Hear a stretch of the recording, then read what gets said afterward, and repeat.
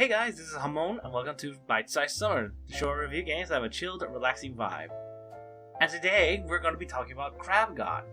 This is basically a roguelike kingdoms game, and I'll get to that when I get to mechanics, but for now, the story of the game is that the current Crab God is dying, and so you have to choose a new crab to ascend to that role. That is to say, they become an egg that has to develop, and so you, as the, foreman or manager, have to make sure the other crabs are well-fed, maintained, and well-defended as they bring the new Crab God egg to the place where they can finally become the new Crab God.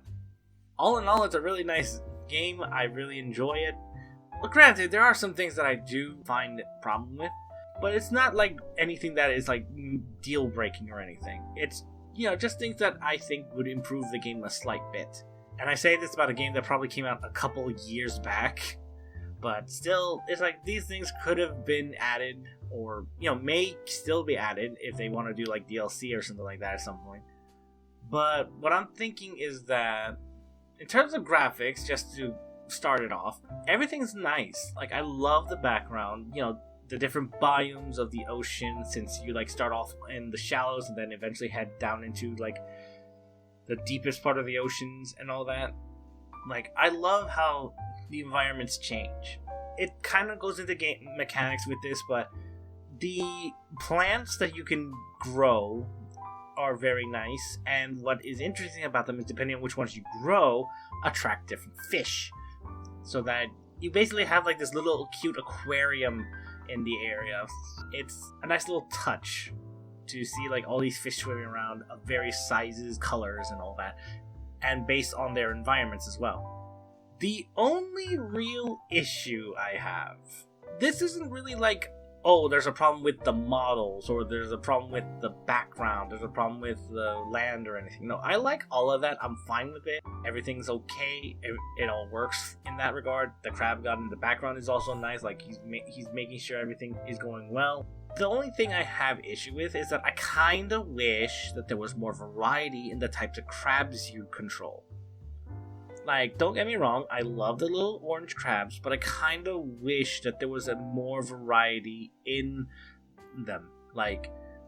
Sure, maybe the first time you play the game, and maybe a couple more times you control these ones. But I feel like at some point it would be nice to unlock variants, ones that have specialties in certain roles and all that, so that you can have those guys be specifically assigned to the role, because you get bonuses for that automatically assigned to them.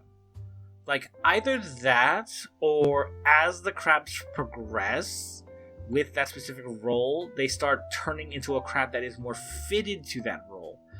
And I'm talking about decorator crabs, boxing crabs that deal with gardening or building or hunting and such. I would like it that I would get more variety out of the designs and all that. It would look very nice in my opinion. Yeah, that's honestly the only thing I really have issue with, because it's everything else is fine. I don't really have much of an issue with it. I just wish there was more variety, or a way to have the crabs turn into something else. Sort of evolve in a sense, or adapt in some terms. Now, in terms of gameplay, I mentioned it at the start. It is basically a roguelike kingdoms game, because this is basically a game where you have to build up resources, assign crabs certain roles, as well as make sure the area is safe from evil creatures that will come out during the night. And so, let me just get really into it. So, the roguelike aspect is that there are levels to this. You start off at the beginning, which would be the shallows, and that's obviously the easiest area. As you progress, you have various locations that you can go to, each one having different difficulties, whether one is having more monsters, less resources, or more resources but even more monsters, or more resources, less monsters, that kind of stuff. And you have to decide which path you want to go to, and hopefully you have chosen the right path. Now, once you have picked the level, you basically have to make sure your crabs are doing certain jobs, whether it's gardening, or scavenging, or hunting, or building. Each of those roles are very important. In terms of the gardener and scavenger, they work in tandem because one makes sure that there's a garden growing, which will attract fish, which will eat the plants and leave scraps for the scavenger to pick up and take over to the altar so that they can have the resources ready. The builder, by its name, builds walls or traps or can help destroy a facility where the enemy creatures comes out. Whereas the hunters, well, it's in the name, they hunt. And usually they're more useful during the night because that's when the enemies come out. And so once the enemies are done, you could honestly just reassign them different roles if you want to speed things up. Oh, there is another role. It is essentially the worshippers. Kind of like in Cult of the Lamb, where you have like specific ones that are praying to the crab god, in this case, to build up some other resource special things. And the thing from the worshipping is what you use to assign the roles. The food is more like just to make sure the crabs stay alive and all that.